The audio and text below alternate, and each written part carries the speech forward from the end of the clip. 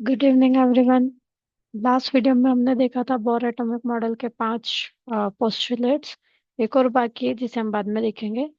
इस वीडियो में हम लोग कंटिन्यू करेंगे रेडियस और वेलोसिटी की कैलकुलेशन के साथ। सो रेडियस कैलकुलेशन और कुछ और कैलकुलेशंस भी है जो हम लोग कंटिन्यू करेंगे। Just like, just a second. सबसे पहले जो आज की वीडियो में हम कवर करेंगे वो है रेडियस वेलोसिटी। नेक्स्ट वीडियो में हम करेंगे energy calculation. So let's start calculation of radius. लास्ट वीडियो में हमने ये दो वैल्यूज निकाली थी, M V R equals to N H upon two pi. And second जो वैल्यू हमारा आउटपुट मिला था वो 1/4 pi nought Z square, Z E square R square that equal to M V square by R. ये दोनों ही हमने बहुत experimental video में देखी है। कहाँ से आई कैसे आई वो सब हम भी देख चुके हैं। इस वीडियो में हम लोग आगे बढ़ते हैं और कैलकुल आर की वैल्यू कैलकुलेट करते हैं। सो जो फर्स्ट वाली हमारी इक्वेशन है उसे जब हम स्क्वायर करेंगे तो कुछ इस तरीके का कैलकुलेशन, इस तरह की वैल्यू हमें मिलेगी जहाँ दोनों साइड हम लोगों ने स्क्वायरिंग करके रखी है। ओके। सो इस इक्वेशन को हम लोग ये इक्वेशन को हम लोग नेमिंग देंगे थर्ड। और इस इक्वेशन को हम सेकेंड वाली जो हमारी इक्वेशन है that is 1/4 pi nought Z square R square M V square equals to M V square upon R उससे डिवाइड करेंगे। इन शॉर्ट जो सेम कंटेंट है अपोजिट साइड उन्हें डिवाइड करके हम आगे बढ़ेंगे। एंड हमारे पास कुछ ये वैल्यूज बचेगी that is N square H square pi E nought R Z E square M R square into R. So from here R से आर कैंसिल हो जाएगा। ठीक है। सिर्फ अगर हमारे पास क्या बच रहा है, हमारे पास ये कुछ वैल्यूज बची है और हमें कैलकुलेट करना है आर की वैल्यू। तो यहाँ से R equals to N square H square upon E nought upon pi that is square by M आ जाएगा that is radius of electron in nth shell. Okay.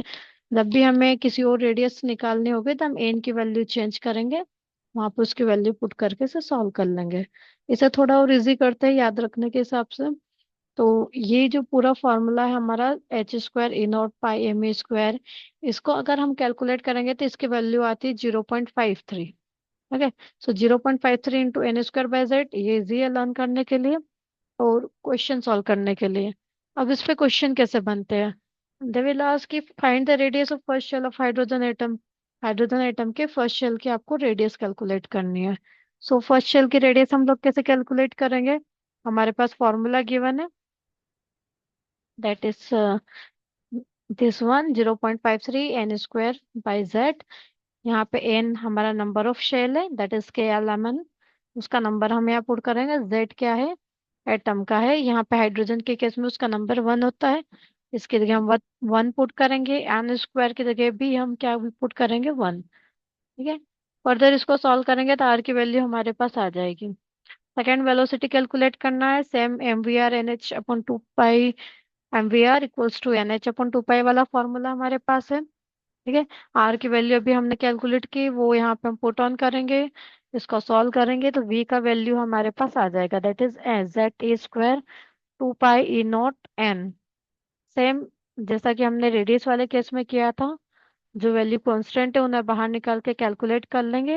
और यहाँ पे इस केस में इसका आंसर आया 2.18 इंटू 10⁶ जेड बाई एन। इससे इजी हो जाता है याद रखना, कैलकुलेशन करना भी। हमारे लिए ये फॉर्मूला ज्यादा important in terms of doing the calculation. Speed of electron अब हम कैलकुलेट करते हैं तो फर्स्ट ऑर्बिट के केस में हमें स्पीड निकालनी है तो कैसे निकालेंगे। सो एन की वैल्यू हमें पता है क्या होती है, फर्स्ट ऑर्बिट के केस में जेड की वैल्यू हमें पता है, इसे पुट ऑन करेंगे और फाइनल वैल्यू 2.18 इंटू 10⁶मीटर पर सेकेंड आ जाएगी। हीलियम प्लस के केस में हीलियम का एटॉमिक नंबर 2 होता है बट यहाँ पे चार्ज हमारे पास प्लस में है, मतलब आ, एक की डिफिशियंसी है। तो सेम यहाँ पे भी शेल आगे सॉल्व करेंगे इसको 2.18 इंटू 10⁶ जेड बाई एन। और शेल का नंबर 2 हो जाएगा, एटॉमिक नंबर भी हमारे पास क्या है 2 है। इसका कैलकुलेशन हमारे पास आएगा 2.18 इंटू 10⁶। थोड़ा फास्ट है वीडियो, अगर कुछ समझ में नहीं आया तो कमेंट सेक्शन में बताएं, हम लोग उसका डिटेल स्टडी अगले वीडियो में कर लेंगे। Thank you.